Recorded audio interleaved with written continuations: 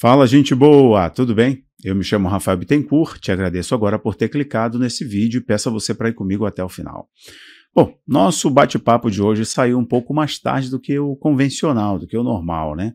Sempre eu saio às 9 da manhã ou ao meio-dia e hoje eu estendi um pouco mais devido a algumas atividades aqui, concluindo um episódio que está sendo lançado agora, um documentário sobre sociedades secretas, lá no Abaplay, que é a nossa plataforma de ensino. Então, se você é assinante do Abaplay, você vai receber a notificação no aplicativo, mas já te aviso, está lá nas novidades. Liberei hoje o primeiro episódio da série documental Sociedades Secretas. Esse primeiro episódio se chama A Origem. Vocês vão gostar demais dessa produção, da pesquisa, da roteirização, vocês vão gostar, é um ótimo estudo. Perfeito. Você que se interessa por mais conhecimento, por estudar, crescer, fazer cursos nessa área de escatologia, geopolítica, o link do Abaplay está aqui embaixo. Amanhã nós temos uma aula ao vivo no Abaplay sobre a escatologia, sobre arrebatamento, tirando dúvidas, orientando vocês, tá bom? Amanhã, 19h30. Essa aula é exclusiva para os assinantes, né? Semana passada, terça-feira passada, foi aberta para todos. Nessa terça-feira, no caso amanhã, 19h30, para os assinantes da nossa plataforma. Convido você a fazer parte.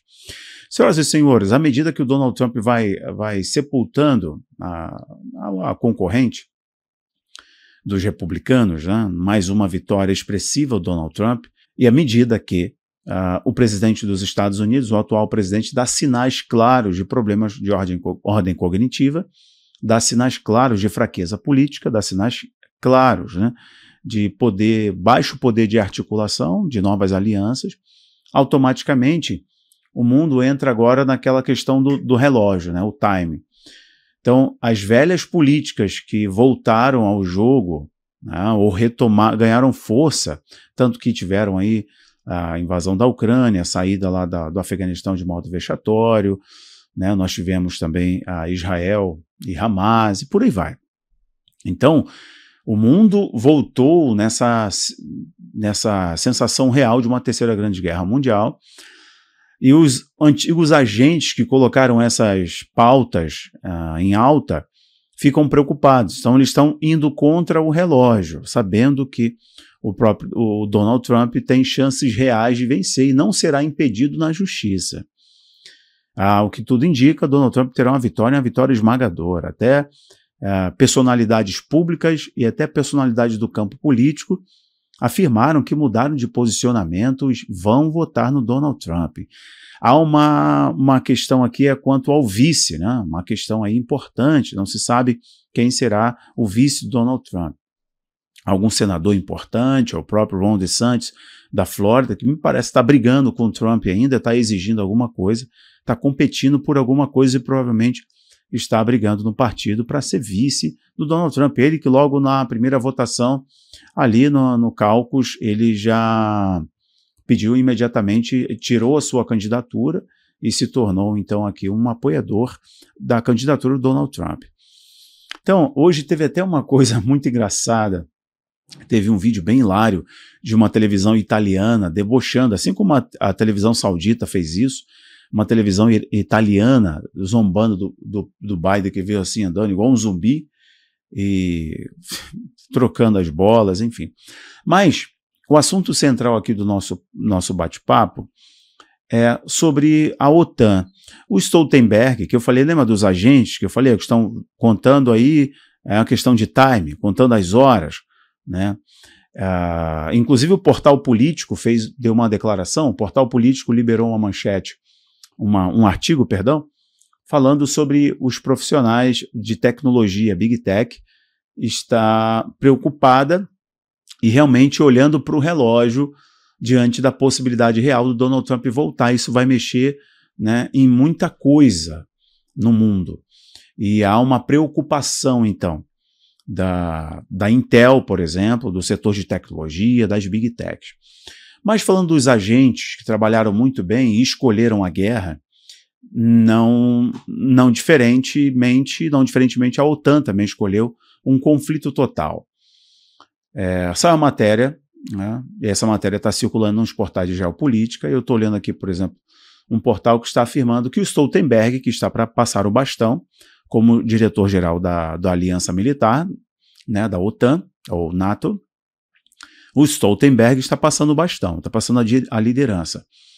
Mas ele afirmou, né, portanto o diretor da OTAN afirmou que é questão de tempo, né, ele confirmou a Ucrânia como fazendo parte, sendo aceita, aderindo à aliança militar, ao tratado militar, o que automaticamente empurra o mundo para a Terceira Grande Guerra Mundial.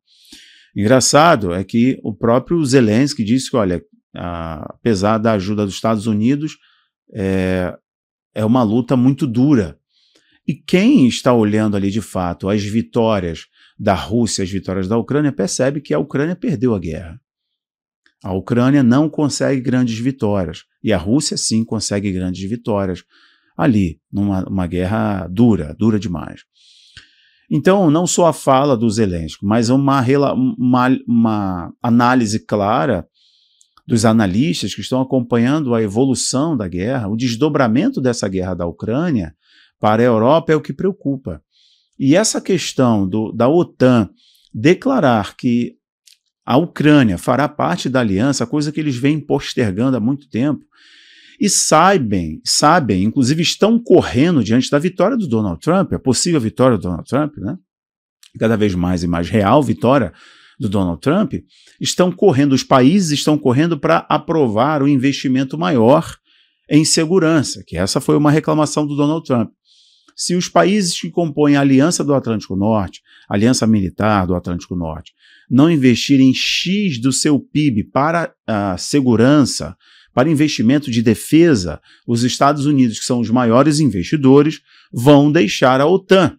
Ele ameaçou isso enquanto era presidente dos Estados Unidos. E agora, na possibilidade real do Donald Trump voltar ao poder, voltar ao jogo, os países estão correndo para aprovar, então, um investimento maior. Tem um coeficiente ali que o Donald Trump exigiu de investimento em defesa e segurança dos países que compõem a aliança. E não só isso, eles estão mexendo tudo para que garantam a adesão da Ucrânia na Aliança do Atlântico Norte, quer dizer, na OTAN. Então, o que significa que eles simplesmente estão empurrando o mundo para a Terceira Grande Guerra Mundial. Porque aí, no caso, a guerra não será mais contra a Ucrânia, a guerra será contra os países da Europa. Logo, a guerra será para a Europa. A Europa escolheu, então, o fim do mundo, né? O Stoltenberg escolheu o fim do mundo.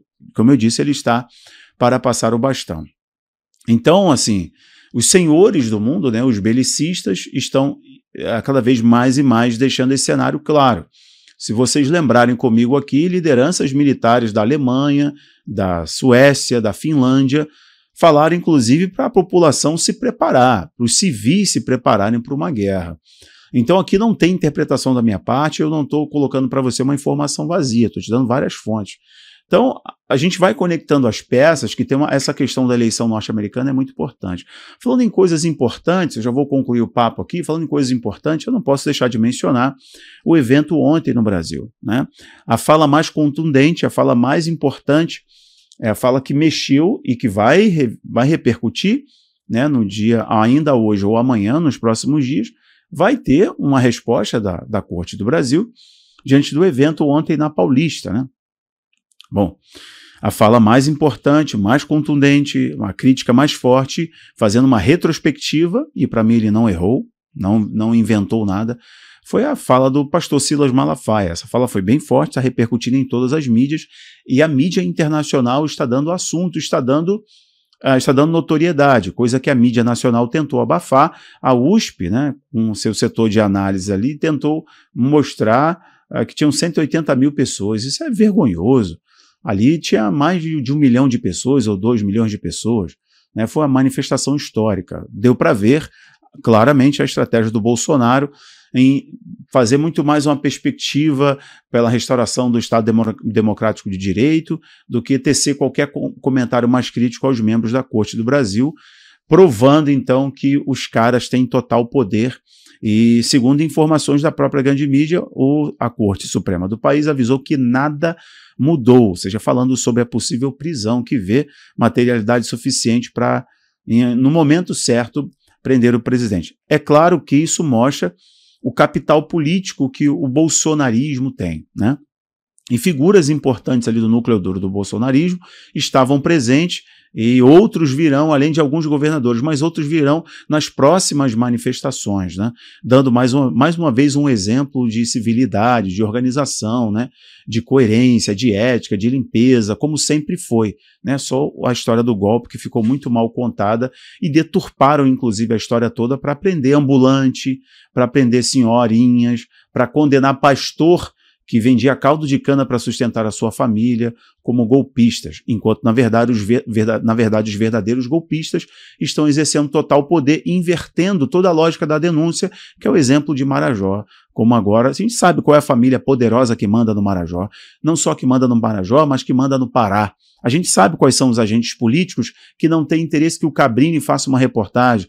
E agora o ministro dos Direitos Humanos está invertendo a lógica, inclusive botando o Ministério Público para poder investigar, né? E por aí vai, os órgãos federais, os órgãos governamentais para investigar quem está compartilhando fake news sobre Marajó. Então os caras querem construir uma blindagem para não se revelar a verdade. Por que eles têm tanto medo da verdade, enquanto a própria população está gritando e pedindo socorro, enquanto o governo abandonou os programas que socorriam os pequenos, os mais necessitados. Bom, senhoras e senhores, assim como nós temos um contexto envolvendo a Europa, que é muito maior, que é muito crítico, e os principais agentes da Europa, né, os principais líderes da Europa, assim como Macron escolheu penalizar os seus agricultores, né, o agronegócio, assim como a Alemanha, assim como a França, assim como o Reino Unido, né, eles escolheram o globalismo, escolheram a guerra, de igual modo o presidente dos Estados Unidos. E aqui no Brasil, né, a classe política e jurídica escolheu uma peça que encaixa nessa visão mundial aí, que fez hoje, inclusive, o Guterres chorar, dizendo que o mundo não está entendendo o que pode acontecer, né, esperneando. Bom, Guterres é o chefe-geral da ONU. Senhoras e senhores, eu paro por aqui. Outras informações eu volto amanhã conversando com vocês já no horário ajustado. Obrigado, que o Eterno abençoe vocês. Nos compete agora informar, orar e preparar você. Falando sobre preparação, eu reforço, assistam o nosso primeiro episódio da série documental Sociedades Secretas, o Véu do Poder. Está aqui, além do Véu do Poder, o link está aqui embaixo. E também, 19h30 amanhã, tem aula, né?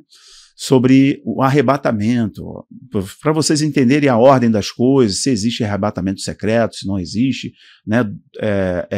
Um evento em duas fases, falando sobre a volta de Jesus ou não, pré- ou pós-tribulacionismo, como encaixa a figura do anticristo nesse momento do arrebatamento e de acordo com as visões escatológicas sobre os tipos de arrebatamento, etc. Bom, o link está aqui embaixo, obrigado, que o Eterno abençoe. Tchau, tchau.